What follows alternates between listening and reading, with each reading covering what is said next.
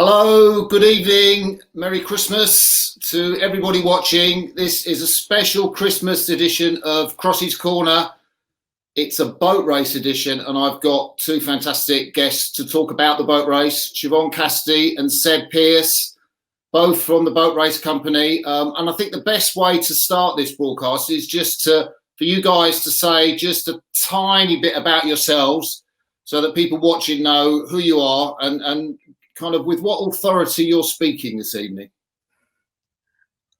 Do you want to go first then, Seb? Oh, that's a nasty one. That's a nasty one. We're such good friends.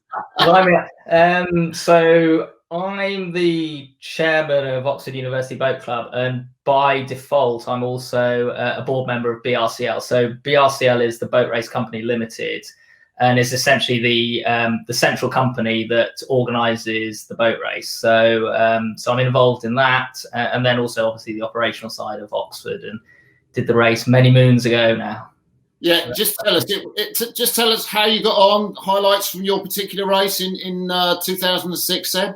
I think that I mean probably the highlight, Martin, was swearing. I think. No, we had a great race. I think it was two really good crews, and it was quite a rough race. Unfortunately, we came out on the right side of it. So that was 2006, and I've been helping out with Oxford since 2010. So wow. Okay, so that's you, Seb. How about you, Siobhan? So I've been currently now I'm the Cambridge University Boat Club representative on the board of BRCL, the boat race company, and I have got to have that role. I came back to Cambridge University Women's Boat Club in about 2014 and was vice chair when Kath Bishop was chair, and as part of the role of chair of the club you have the position on the board as a representative of the club, and I've succeeded Kath, and with the merger or the formation of a new club in Cambridge I've retained the role to sort of hand over to somebody else in time. So I rowed for Cambridge back in 1995 and was with Sarah Winklis, I gather. With Sarah and Alison and Ruth and Laura and Alistair. Yeah, it was a great team. And like Seb, you were on the winning side on that occasion.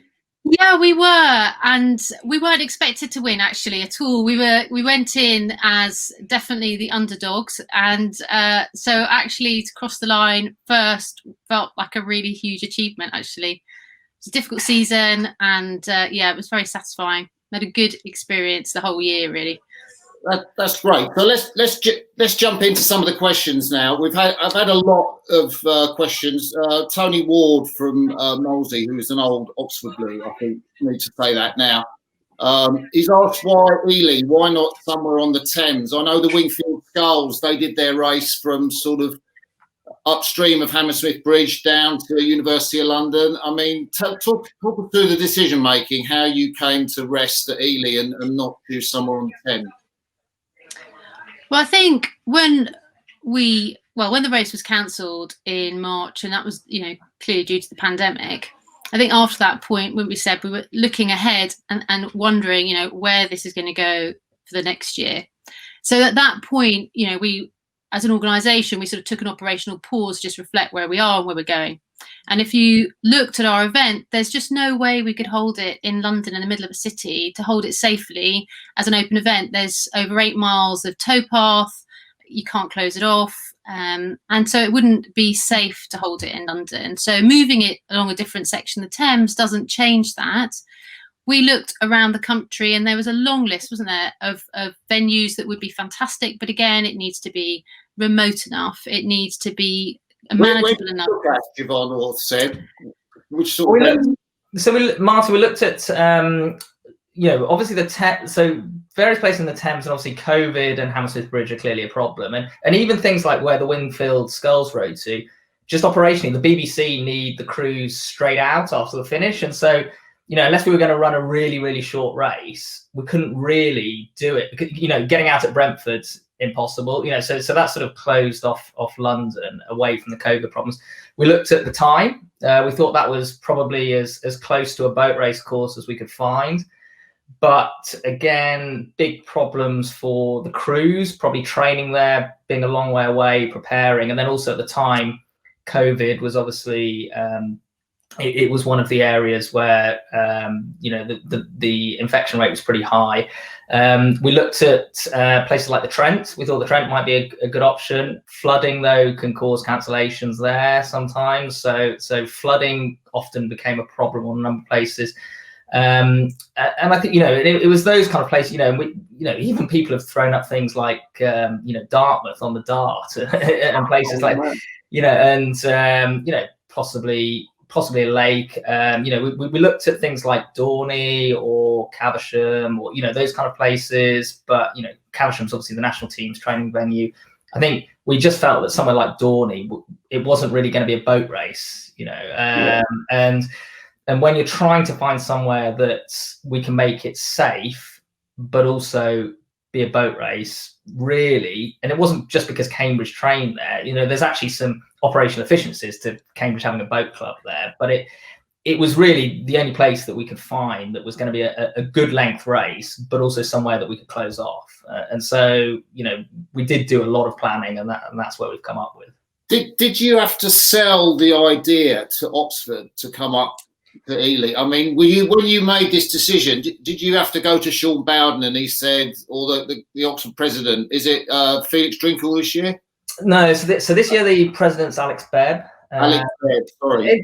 To be honest, I think to Sean and the team, it wasn't an extremely hard sell. So it was something we were actually talking about in March. So when, you know, we were very fortunate, and I think on both sides. So the senior member at Oxford is an eminent immunologist, Professor Sir John Bell. He's on the BBC and on the radio a lot at the moment, because obviously Oxford's been involved in not only the vaccine, but a lot of the testing for lateral flow tests, and also part of setting up the mega labs for testing, etc. So he is essentially a world expert, and we were having a lot of advice running into the cancellation.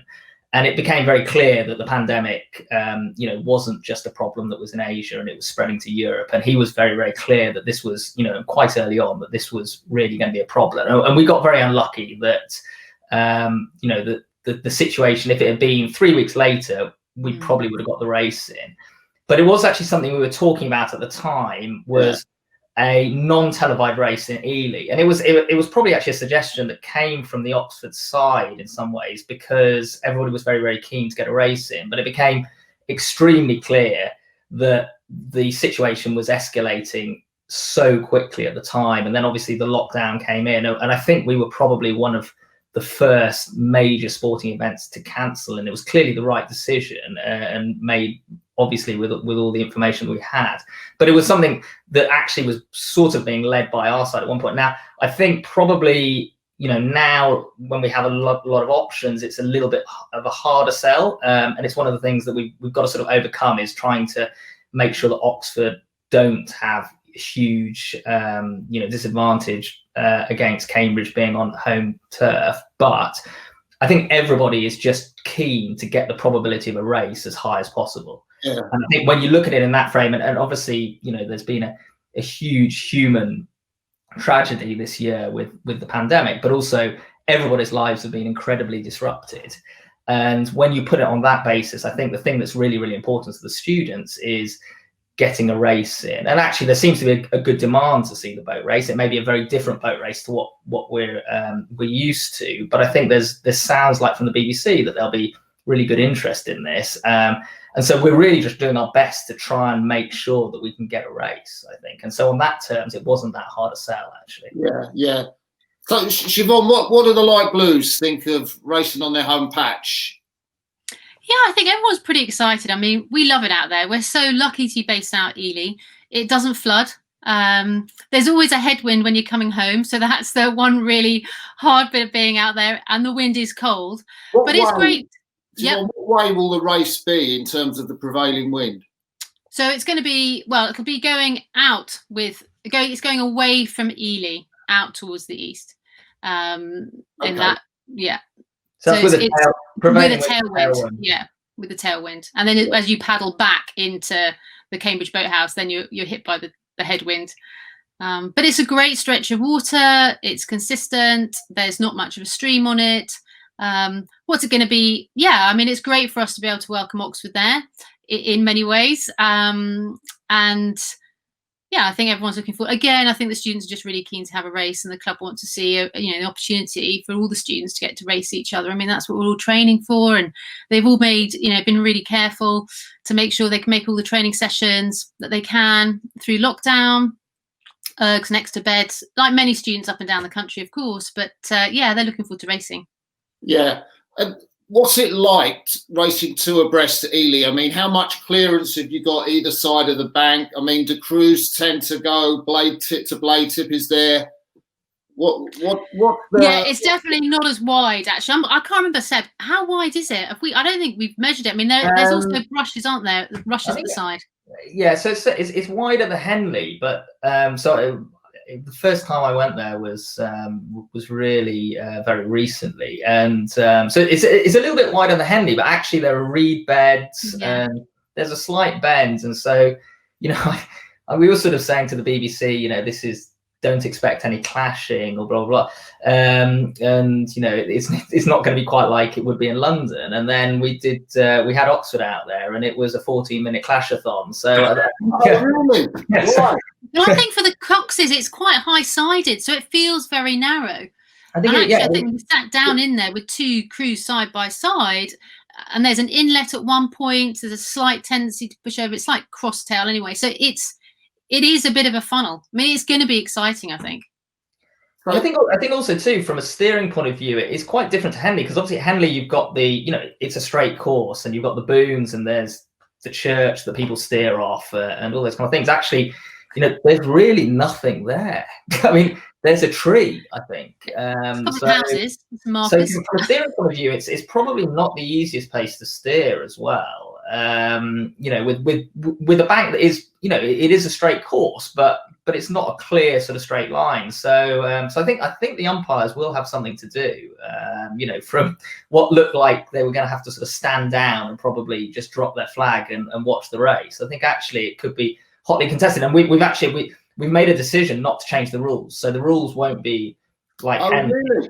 No, so the rules will be exactly the same, the 10 sets of rules. Now, there's obviously one of the rules that's a problem, because one of the rules is you have to go through the centre arch of Hammersmith Bridge and Barnes Bridge, and obviously that's a problem unless we start to erect some new bridges. So we've got some sort of ancillary provisions that we've put in, and there's been a number of these for a number of years. The rules have stayed the same for forever, and they're written in a really sort of smart way. Whoever wrote them hundreds of years ago did a really good job. But we had to put some things in, like I think in 2002 we introduced a weight limit for coxes, because there was no weight limit before that. And then we've got the buoys on the river in London now, and so there's some ancillary provisions around how you're allowed to use the buoys tactically and things. And this year we've had to add a couple in, so that the two key ones are that there's an equipment rule, like there used to be in the FISA rules, which was taken out, but there's an equipment failure rule that's the end of the Fulham Wall. Oh yeah. So we've made that so that will be as close to 500 meters as possible. So longer than a normal FISA thing. So if it's all going badly, you really need to stamp on your foot. You've got longer to stamp on your foot stretch or whatever you need to do.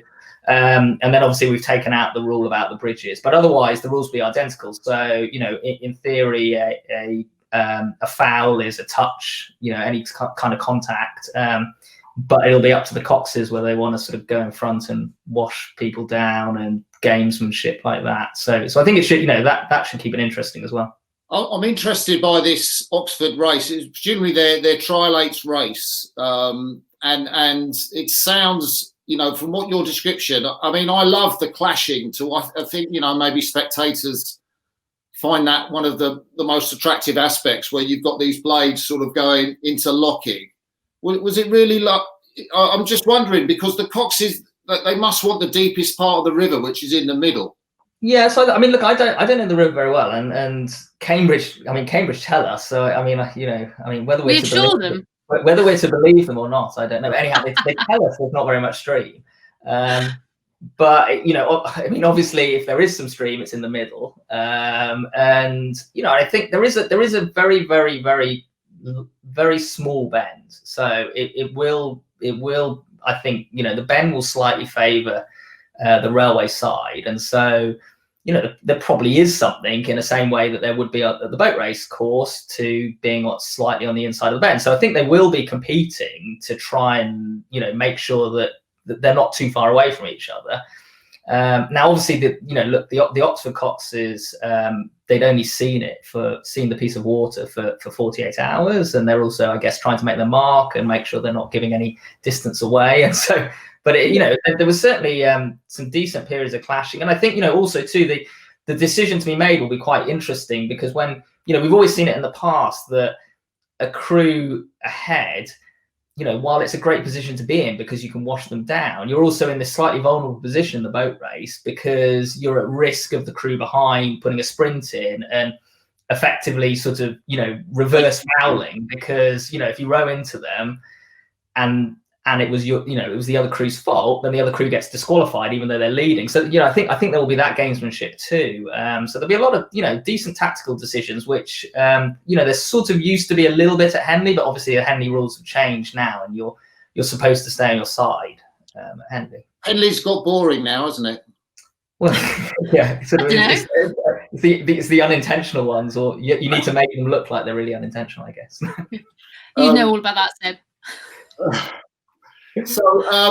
So how excited are you? Let's have a scale of 0 to 10. How excited are you about this potential to hold the boat race and to see it unfold at Ely?